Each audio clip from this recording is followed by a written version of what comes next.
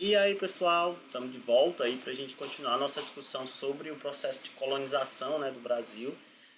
Na aula passada a gente falou, né, sobre a relação entre os portugueses e os indígenas, né, e também a presença francesa na América Portuguesa lá em meados do século XVI. Então hoje a gente vai comentar, né, por exemplo, as estratégias adotadas aí ao longo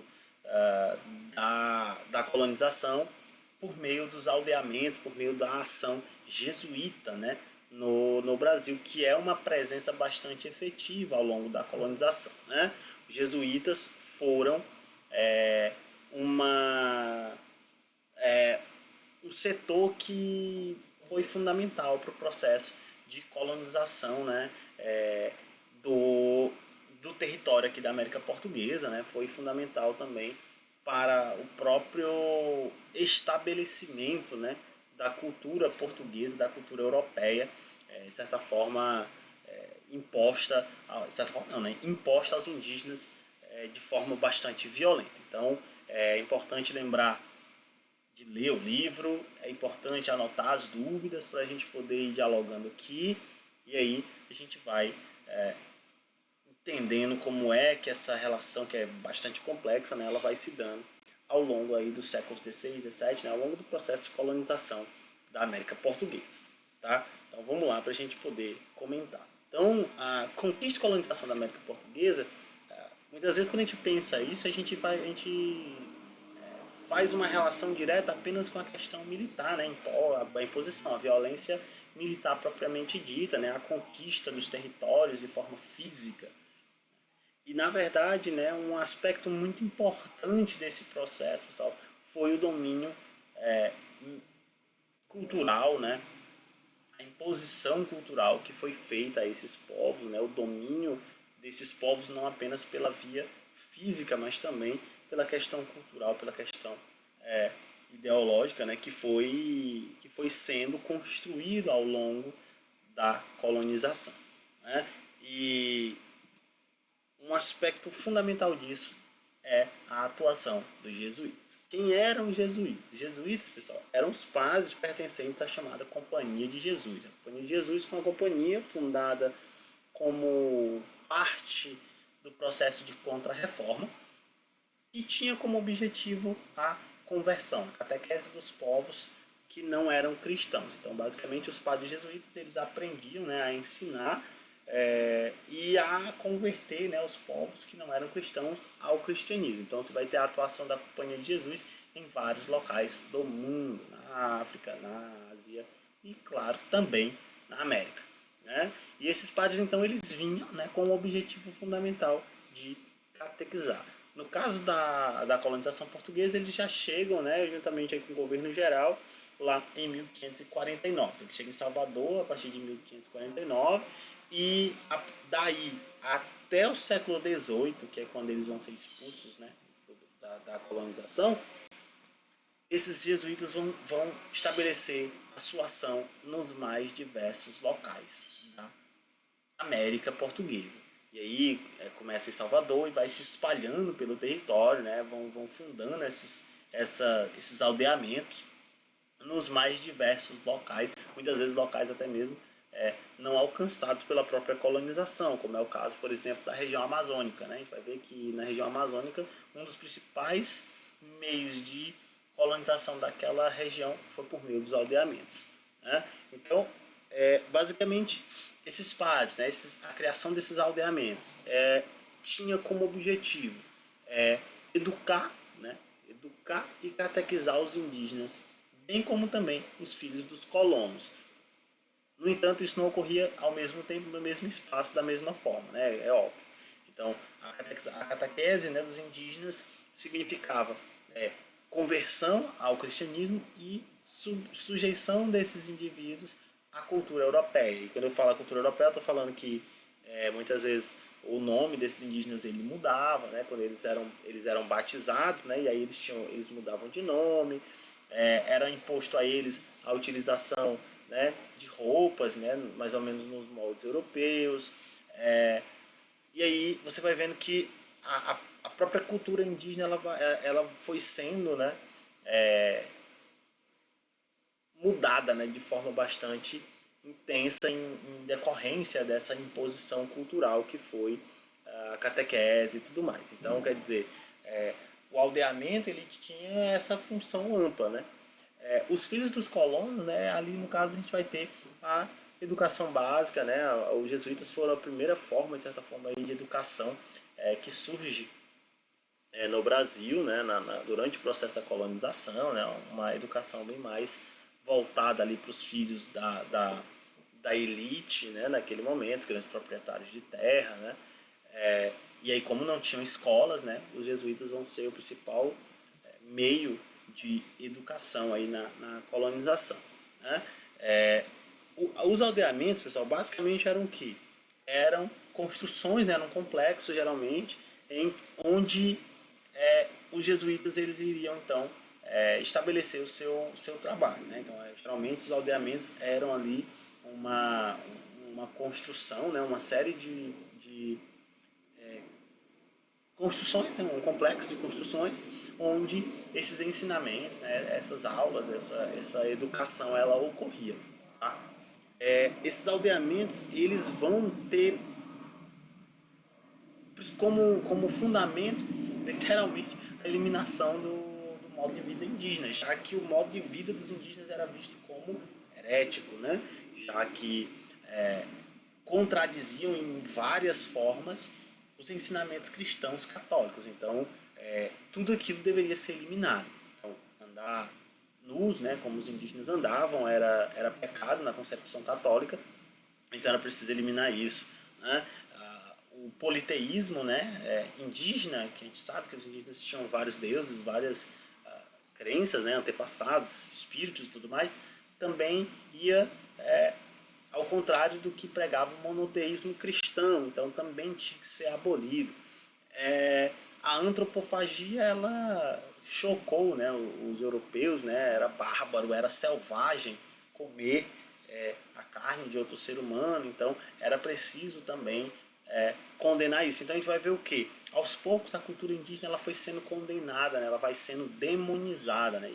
Demonização é um processo que ocorre com várias culturas, né, com as quais o cristianismo, né, católico desse momento vai entrar em contato. Então tudo aquilo que divergia da tradição cristã era demonizado de tal forma que passavam, né, a ser combatidos. Então é o caso do que vai acontecer com as crenças e com as práticas indígenas, né, no modo de vida, né, a nudez, politeísmo, os rituais, né, eles vão ser duramente reprimidos. Então, quer dizer, de maneira geral, os aldeamentos eles buscavam quase que eliminar, né, e submeter o indígena ao modo de vida europeu. Né? Aqui a gente está falando de que os europeus se consideravam, né, os civilizados, aqueles que tinham a forma certa de ser, que os indígenas não deveriam viver daquele jeito. Então, eles vão tentar impor o modo de vida europeu sobre esses indígenas. Né? É claro que isso não vai acontecer de uma forma efetiva. Né? A gente sabe, pessoal, que não tem como impor completamente uma determinada condição a um povo e tudo mais. Né? Ainda que eles tentassem impor uma série de visões, de comportamentos a esses indígenas, eles vão resistir de diversas formas, né? E nem sempre isso vai se dar de uma forma muito fácil. Então, mas a tentativa era essa, né? De colocar o indígena sob o modo de vida europeu. Então, vários desses indígenas eles eram recrutados, né? O processo de recrutamento, né? Que levava esses indígenas aos aldeamentos.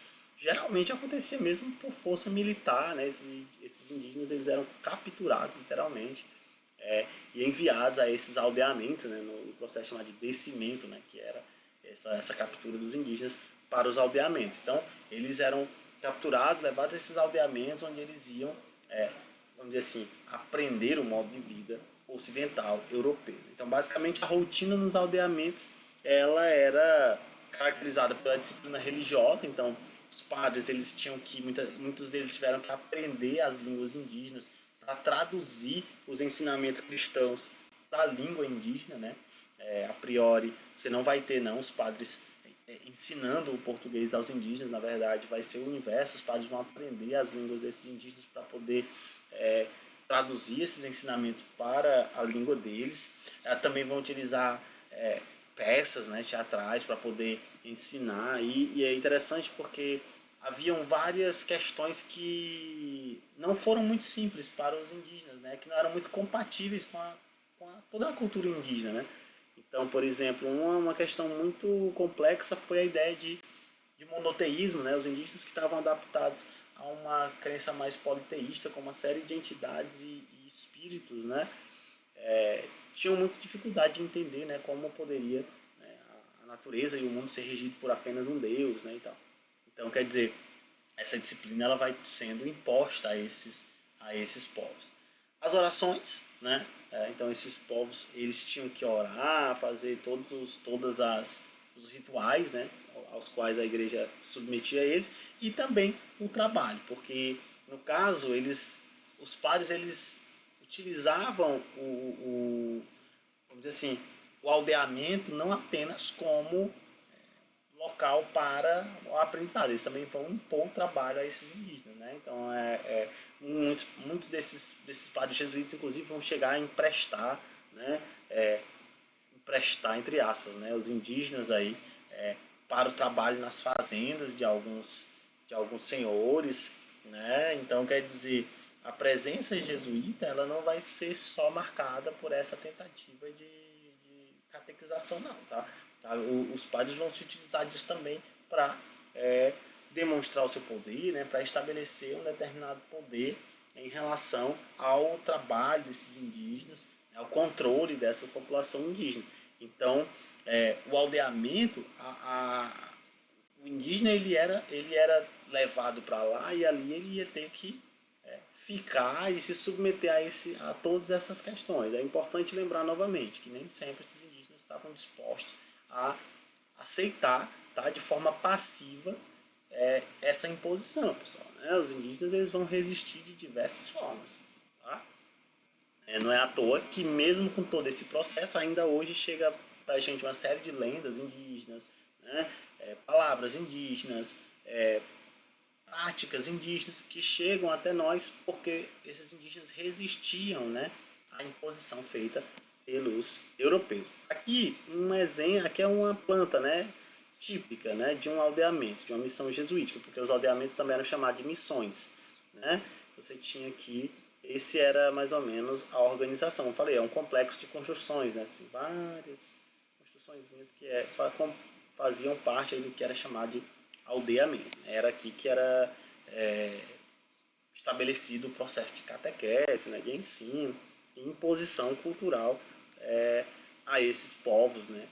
Então, muitas vezes, os povos, aqueles que eram recrutados e que se recusavam a ir para os aldeamentos, geralmente eram escravizados. Então, muitas vezes, o aldeamento ele também foi, né, uma forma, certa forma, de resistência aí para os indígenas que não queriam se submeter à escravidão, né? E se submetiam, de certa forma, aí ao aldeamento, também resistindo à imposição cultural. Então, quer dizer, você vai ter os indígenas tiveram, né, que lidar com uma série de violências, e quando eu falo violência, eu não estou falando apenas da violência física, né, é porque ela também está presente, mas não apenas a violência física, né, a violência aqui também, a imposição cultural, ela também é uma forma de violência.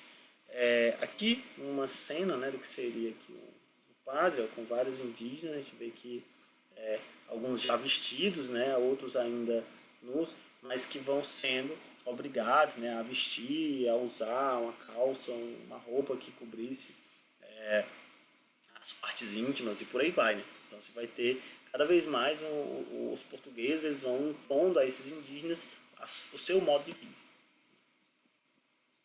Novamente aqui, né, os padres